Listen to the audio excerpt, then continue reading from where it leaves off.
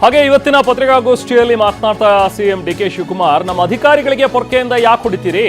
ನನ್ನ ತಾಯಂದ್ರು ಬೇಕಾದ್ರೆ ನನಗೆ ಹೊಡಿಲಿ ಪೊರ್ಕೆಯಿಂದ ಬೇಕಾದ್ರೆ. ಪಾಪ ಅಧಿಕಾರಿಗಳು ಏನ್ ಮಾಡಿದ್ದಾರೆ, ನಾನು ಬೇಕಾದ್ರೆ ಪೊರ್ಕೆ ಇಟ್ಟು ತಿನ್ನೋದಕ್ಕೂ ರೆಡಿ ಇದ್ದೀನಿ ಅಂತ ಹೇಳಿ ಬೆಂಗಳೂರಿನಲ್ಲಿ ಸಿಎಂ ಡಿ ಕೆ ಶಿವಕುಮಾರ್ ಬೇಸರವಾಗಿ ಮಾತನಾಡಿದ್ದಾರೆ. ಯಾಕಂದ್ರೆ ಮೊನ್ನೆ ನಡೆದಂತಹ ಒಂದು ಘಟನೆ, ಅದರಲ್ಲಿ ಸರ್ವೆಗೆ ಅಂತ ಬಂದಂತಹ ಅಧಿಕಾರಿಗಳಿಗೆ ಪೊರ್ಕೆಯಿಂದ ಹೊಡೆದಿದ್ದು. ಅಧಿಕಾರಿಗಳು ಪಾಪ ಅವರು ಸರ್ಕಾರಿ ಕೆಲಸ ಮಾಡ್ತಾ ಇದ್ದಾರೆ, ಅವ್ರಿಗೆ ಹೊಡಿಬೇಡಿ, ಬೇಕಿದ್ರೆ ನಾನು ಬರ್ತೀನಿ ನನಗೆ ಹೊಡೀರಿ ಅಂತ ಬೇಸರದಲ್ಲಿ ಮಾತಾಡಿದ್ದಾರೆ.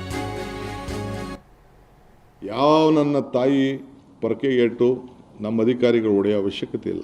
ನನಗೆ ಬೇಕಾದ್ರೆ ಹೊಡೆಯಲಿ, ನಾನು ಹೊಡೆಸ್ಕೊಳಕ್ಕೆ ರೆಡಿ ಇದ್ದೀನಿ. ನಂದೇನಾದ್ರು ತಪ್ಪಾಗಿದ್ದು, ನಾನೇನಾದ್ರು ತಪ್ಪು ಮಾಡಿದರೆ, ಅವ್ರ ಬದುಕಿಗೆ ನಾನೇನಾದ್ರು ಕೈ ಹಾಕಿದರೆ, ನಾನು ಈ ವಾಸ್ತವಾಂಶ ತಿಳಿಸ್ಬೇಕಲ್ಲ, ಇದನ್ನು ಎಲ್ಲರಿಗೂ ತಿಳಿಸ್ಬೇಕಲ್ಲ.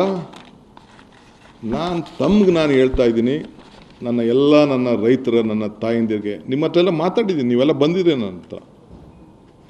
ನಾನು ಬಲವಂತವಾಗಿ ಯಾವ ಕಾರಣಕ್ಕೂ ನಿಮ್ಮ ಜಮೀನು ತೆಗೆದುಕೊಳ್ಳುವಂಥ ಅವಶ್ಯಕತೆ ನಮ್ಮ ಸರ್ಕಾರಕ್ಕಿಲ್ಲ. ಮುಖ್ಯಮಂತ್ರಿಗಳಾದಂಥ ಗೌರವಾನ್ವಿತ ಕುಮಾರಸ್ವಾಮಿಯವರು, ಯಡಿಯೂರಪ್ಪನವರು ಏನು ಮಾರ್ಗದರ್ಶನವನ್ನು ಕೊಟ್ಟಿದ್ದಾರೆ ಅವೆಲ್ಲ ಮುಂದುವರೆದಂಥ ಯೋಜನೆಗಳು. ಇದು ಕಂಟಿನ್ಯೂಷನ್ ಪ್ರೋಸೆಸ್. ಇದು ಸುಮ್ಮನೆ ಇವ್ರು ಯಾರೋ ರಾಜಕೀಯಕ್ಕೋಸ್ಕರ ನಿಮ್ಮನ್ನ ಬಲಿ ಕೊಡ್ತಾ ಇದ್ದಾರೆ. ನೀವು ಬಲಿ ಆಗಬೇಡಿ. ಇವರು ರಾಜಕೀಯಕ್ಕೆ ಸಮಿತಿಯವ್ರು ಬರ್ತಾರೆ, ಸಮಿತಿ ಮುಂದೆ ನಿಮ್ಗೆ ಏನು ಬೇಕಾದ್ರೂ ಹೇಳ್ಕೊಳ್ಳಿ. ಹೊಡೆಯೋದಾದ್ರೆ ಬೇಕಾದ್ರೆ ಬಂದು ನನಗೆ ಹೊಡೀರಿ, ಏನು ತೊಂದರೆ ಇಲ್ಲ.